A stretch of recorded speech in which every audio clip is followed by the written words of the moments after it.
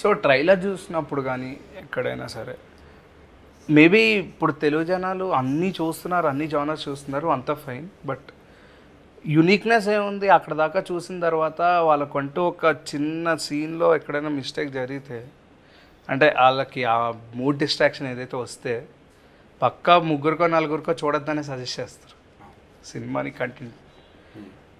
ఆ సీన్ని కూడా లేకపోతే ఆ షార్ట్ని కూడా అంత పర్ఫెక్ట్గా తీయడానికి కానీ లేకపోతే ఇందులో ఉన్న యూనిక్నెస్ ఏంటి అంటే ఏం చెప్తారు? యూనిక్నెస్ గురించి అంటున్నారా?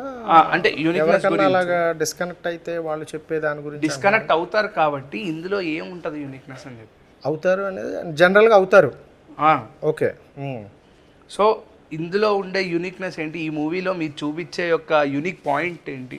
అది ఇంతకుముందు చెప్పే కదా, రోజు మన చుట్టూ జరిగే ఎమోషన్స్, చుట్టూ మన రియల్ లైఫ్లో రోజు జరుగుతున్న ఎమోషన్స్, ఆ ఎమోషన్స్కి తగ్గట్టు ఎమోషన్కి యూనిక్నెస్ అవసరం లేదు. ఎమోషన్ అనేది ఎప్పుడు యూనిక్నెస్, ఆ ఎమోషన్కి దానికి యూనిక్నెస్ రొటీన్ అనేది వర్తించదు ఎమోషన్కి, అది ఏ ఎమోషన్ అయినా. సో అది ఇందులో ఉన్న ఎమోషనే. అండ్ ఇది ఒక రెస్పాన్సిబుల్ మూవీ, రెస్పాన్సిబుల్ కథ మేము తీసుకున్నది. కానీ దీన్ని చెప్పడం కానీ దీని ద్వారాగా మళ్ళీ మెసేజ్ అంటే మళ్ళీ మెసేజ్ అంటారు కదా, మెసేజ్ కానీ కాకుండా రియలిస్టిక్గా ఉండే అటెంప్ట్, రియలిస్టిక్ ఎమోషన్స్ చుట్టూ అలాంటి ఆ రియలిస్టిక్ ఎమోషన్స్ మధ్యలోంచి ఉండే ఒక ఇష్యూ అనమాట, ఉమెన్స్కి సంబంధించిన ఒక ఇష్యూ.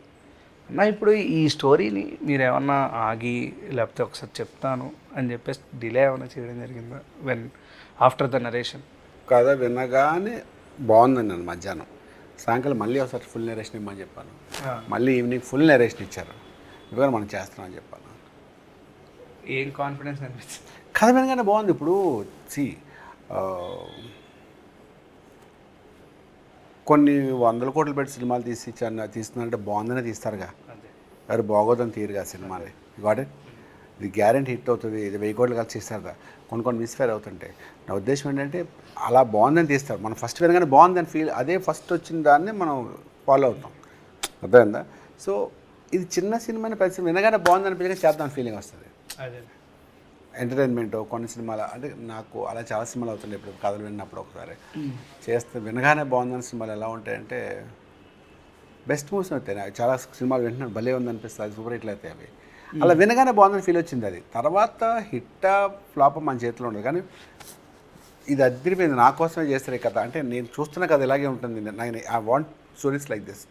కథకి సంబంధం ఉండకూడదు, క్యారెక్టర్ సంబంధం. ఇప్పుడు నేను చేస్తున్న క్యారెక్టర్కి ఈ క్యారెక్టర్ సంబంధం ఉండదు.